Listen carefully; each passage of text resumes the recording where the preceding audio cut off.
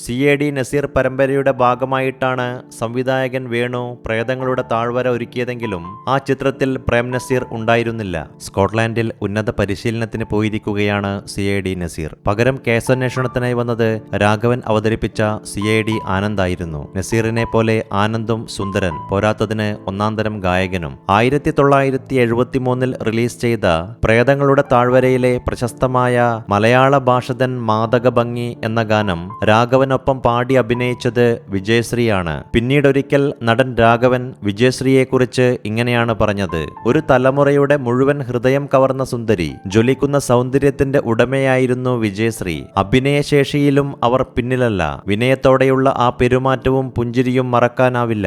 വിധി അവർക്ക് വേണ്ടി കരുതിവെച്ചത് എന്തൊരു ദുർമരണമായിരുന്നു.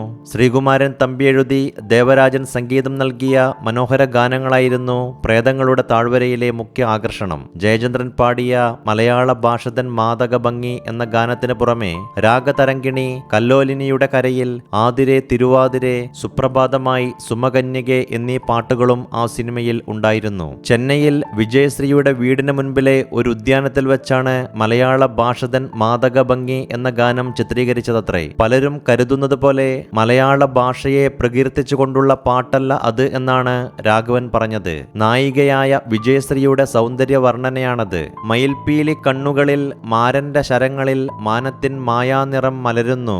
അരയന്ന പിടപോൽ നീ ഒഴുകുമ്പോൾ അഷ്ടപതി, മധുരവർണ്ണന നെഞ്ചിൽ നിറയുന്നു എന്ന ചരണം ഓർമ്മയില്ലേ? നിർഭാഗ്യവശാൽ ആ പടത്തിന്റെ പ്രിന്റ് ഇപ്പോൾ കിട്ടാനില്ല.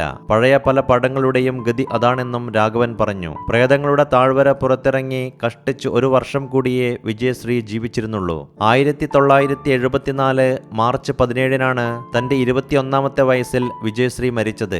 രാഘവൻ വിജയശ്രീ ടീമിന്റെ വിജയ ചിത്രങ്ങളിൽ സ്വർഗപുത്രിയുമുണ്ട്. ശ്രീകുമാരൻ തമ്പി ദേവരാജൻ കൂട്ടുകെട്ടിന്റെ സുന്ദര ഗാനങ്ങൾ കൊണ്ട് സമൃദ്ധമായിരുന്നു ഈ മെറിലാൻഡ് ചിത്രവും. ശ്രീകുമാരൻ തമ്പിയുടെ വരികൾക്ക് ദക്ഷിണാമൂർത്തി ഈണമിട്ട ഗാനങ്ങളായിരുന്നു യൗവനത്തിലെ മുഖ്യ ആകർഷണം.